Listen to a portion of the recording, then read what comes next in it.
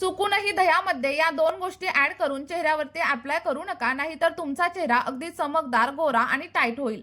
पार्लरपेक्षाही 10 पट जास्त निखार तुमच्या चेहऱ्यावरती फक्त 5 मिनिटांमध्येच येणार आहे. चेहऱ्यावरील सगळी काही घाण, काळेपणा, डाग, धब्बे, टॅनिंग अगदी एका क्षणामध्ये कमी होईल. आणि विश्वास ठेवा, जर तुम्ही आपली ही रेमेडी एकदा वापरली तर तुम्हाला खूप छान असे रिझल्ट भेटणार आहेत आणि त्यानंतर पार्लरमध्ये जाण्याची देखील तुम्हाला गरज पडणार नाही. त्यामुळे आपला हा व्हिडिओ तुम्ही स्टेप बाय स्टेप शेवटपर्यंत नक्की बघा. आणि त्यासोबतच तुम्ही आपला हा व्हिडिओ कोणत्या गावामधून किंवा मग कोणत्या शहरामधून पाहत आहात हे देखील मला कमेंटमध्ये सांगायला अजिबातच विसरू नका. बघा, रेमेडी बनवण्यासाठी सर्वात अगोदर आपल्याला साधारणतः 1 चमचा एवढं बेसन पीठ घ्यायचं आहे. कारण बेसन पीठ आपल्या स्किनसाठी एक पॉवरफुल असा घटक आहे. यामध्ये असलेल्या गुणधर्मामुळे स्किन अगदी एक्सफोलिएट होते आणि डीपली जाऊन क्लीन होते. त्यासोबतच आपल्या स्किनवरती ब्राईटनेस आणि ग्लो येण्यासाठी देखील हेल्प होत असते.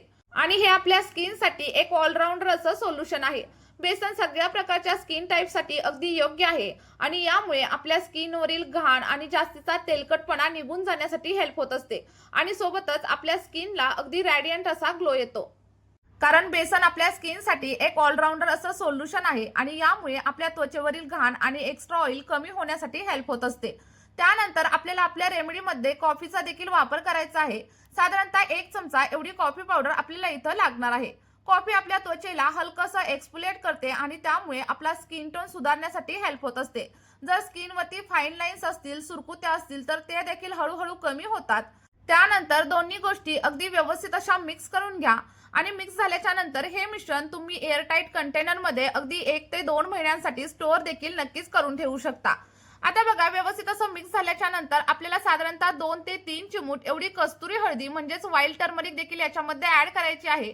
आणि जर तुमच्याकडे वाईल्ड टर्मरिक किंवा मग कस्तुरी हळदी अवेलेबल नसेल तर आपली साधी किचन मधील हळदी आपल्याला तव्यावरती थोडीशी भाजून घ्यायची आहे आणि त्यानंतर आपल्या या पॅकमध्ये वापरायची आहे. कारण असं केल्यामुळे साध्या हळदीमधील जो काही पिवळटपणा असतो तो कमी होतो आणि आपल्या स्किनवरती ती अगदी इफेक्टिव्हरित्या काम देखील करत असते. हळदीमध्ये अँटीबॅक्टेरियल आणि सोबतच हिलिंग गुणधर्म असतात, जे आपल्या चेहऱ्यावरील ॲक्ने, डाग, धब्बे, पिंपल्स आणि हायपर पिगमेंटेशन कमी करण्यासाठी हेल्प करतात. त्याचप्रमाणे आपल्या चेहऱ्यावरील एजिंगचे सायन्स, सुरकुत्या आणि फाईन लाईन्स देखील हळूहळू कमी करण्यासाठी हळद खूप जास्त प्रमाणात हेल्पफुल असते. त्यानंतर साधारणतः 1 चमचा एवढी साखर देखील आपण याच्यामध्ये ऍड केलेली आहे. साखर आपल्या त्वचेमधील कोरडेपणा, डलनेस आणि काळेपणा कमी करते आणि त्वचा अगदी चमकदार बनवण्यासाठी हेल्प करते. जर तुम्हाला ग्लास सारखा ग्लो, शाईन आणि ब्राईटनेस चेहऱ्यावरती हवी असेल तर तुम्ही या रेमेडीमध्ये साखरेचा वापर नक्की करा. आणि त्यानंतर आपलं सगळं काही मिश्रण व्यवस्थित असं मिक्स करून घ्या. आणि मिक्स झाल्याच्या नंतर ही पावडर तुम्ही एखाद्या काचेच्या डब्यामध्ये स्टोअर करून देखील नक्कीच ठेवू शकता. बघा, आपलं सगळं काही मिश्रण आता इथं रेडी झालेलं आहे आणि त्यानंतर साधारणतः अर्ध्या टोमॅटोचा ज्यूस देखील आपल्याला याच्यामध्ये ऍड करायचा आहे. यामुळे आपल्या ऑइली स्किनची समस्या कमी होते, स्किनवरील पोअर्स टाईट होतात आणि स्किनवरती एक रॅडियंट असा ग्लो येतो. साधारणतः 1 चमचा एवढा टोमॅटोचा रस आपल्याला यामध्ये पुरेसा आहे. आणि जर तुम्हाला टोमॅटोच्या रसाचा वापर करायचा नसेल तर तुम्ही त्याच्याऐवजी लिंबाच्या रसाचा देखील नक्कीच वापर करू शकता. पण जर तुमची स्किन खूप जास्त सेन्सिटिव्ह असेल आणि स्किनला ॲलर्जी वगैरे होत असेल तर तुम्ही लिंबाचा रस कृपया याच्यामध्ये ऍड करू नका. तर तुम्ही याच्या जागेवरती टोमॅटोच्या रसाचाच वापर करा. त्यानंतर आपल्याला याच्यामध्ये साधारणतः 4 ते 5 थेंब एवढं नारळाचं तेल देखील ऍड करायचं आहे. कारण नारळाचं तेल आपल्या स्किनसाठी एक उत्तम असं मॉइश्चरायझर आहे. यामुळे जर स्किन डॅमेज झालेली असेल, डल आणि ड्राय झालेली असेल तर ती देखील चमकदार होण्यासाठी हेल्प होत असते.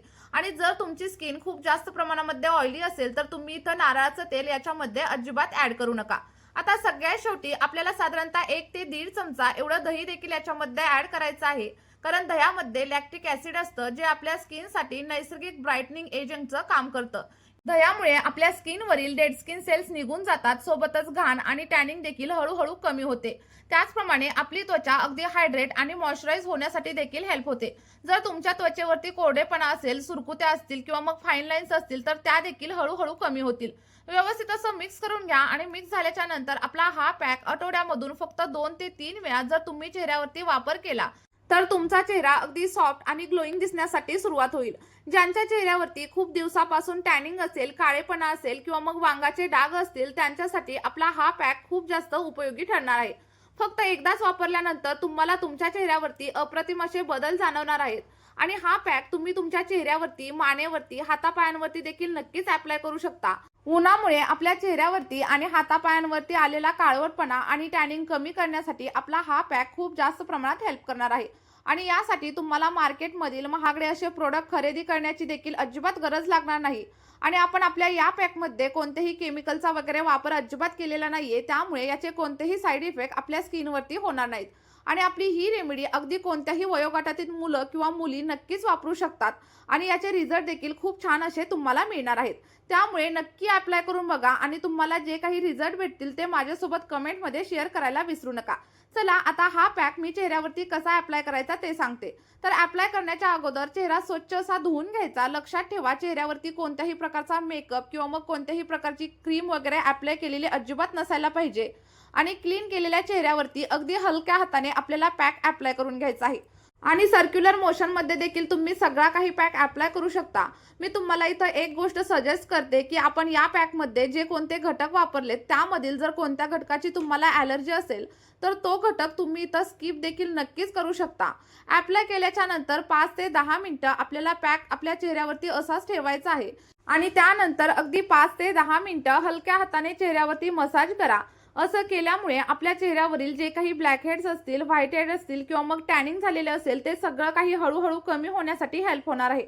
आठवड्यामधून फक्त 2 वेळा जर तुम्ही आपला हा पॅक चेहऱ्यावरती अप्लाय केला तर तुमचा चेहरा अगदी उजळ दिसायला सुरुवात होईल आणि त्यानंतर तुम्ही पार्लरमध्ये जाणं देखील विसरून जाल. चला तर मग आपली ही रेमेडी तुम्ही देखील नक्की ट्राय करा. तुम्हाला जे काही रिझल्ट भेटतील ते माझ्यासोबत कमेंटमध्ये शेअर करा. Bye bye.